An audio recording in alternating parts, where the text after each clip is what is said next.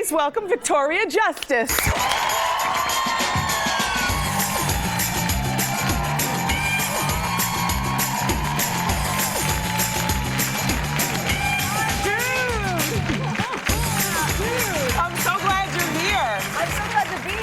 You know, cute shoes, Victoria. Thank you very much. Are you a fashionista? I'd like to think of myself as one, I guess. Yeah, yeah. Well, I love clothes. Yeah, you wear the clothes well. 17 years old, you got your own money, a huge career. Congratulations on the show. Thank you so much. Victoria. Thank you. Thank you. It is a big show in our household. Oh, it is? Our son Kevin is 10 years old and he's in 5th grade, and they're only about 3 weeks into school, so he was not able to miss today to come here.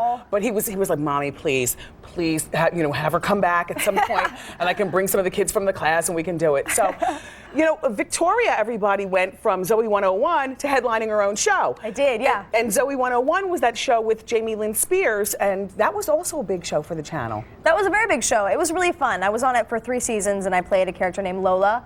And it was an amazing learning experience. I made a lot of really great friends, and I think it really prepared me for having my own show. Yeah. So now, how did you find out that you were going to be having your own show? Because I want to know how that is. You're part of an ensemble cast, and then they tell you you're going to be a breakout star with your own.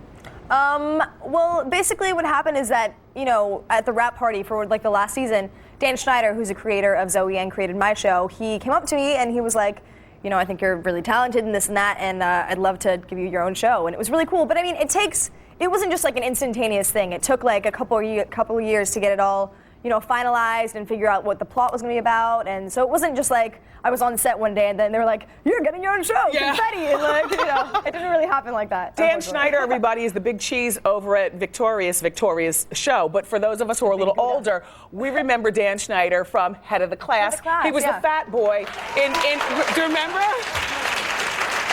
So now you're 17.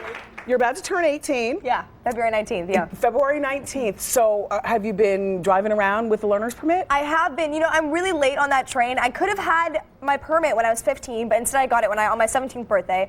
So I'm kind of late in the game, but I've taken all the courses so I can legally get my license, but my parents have been freaking out because every time I get in the car with my mom, she literally has a heart attack.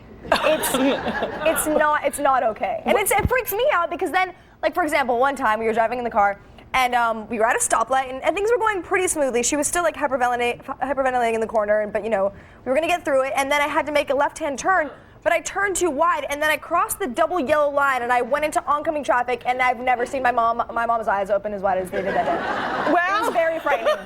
Yeah, it was not okay. And then not only about the license thing, but then you'll be getting your own car. So there's a reason. I want to get a Mini Cooper for my 18th birthday. So hopefully, I'm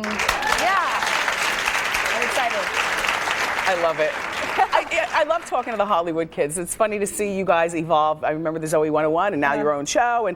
And I saw your Got Milk ad. Thank you. Good for you. Thank you. It was really exciting. Really, really cool. So is that, that's a very sexy shot. Is it really? Well, it's,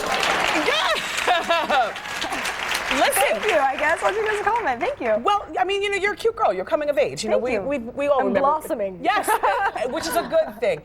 Tell me something. The milk ads, I know. Do you believe they're 15 years old now? They started 15th anniversary. Yeah, I got to do the shot for the 15th anniversary, which is really cool. The milk mustache. Right. Is it real milk?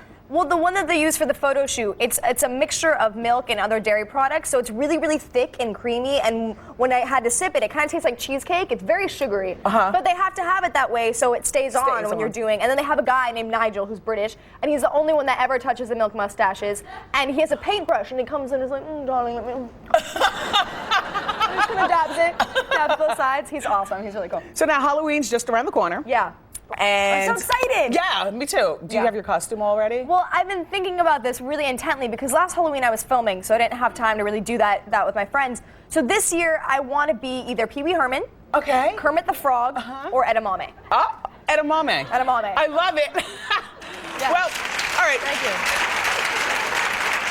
So tell us about your Girl Up pep rally. Girl Up Pepper. I'm so excited. It's tonight if anyone wants to come. But Girl Up is this amazing foundation that was started by the United Nations Foundation. And it's about empowering girls here in the U.S. to learn more about girls in developing countries that don't have any opportunity to have an education, that don't even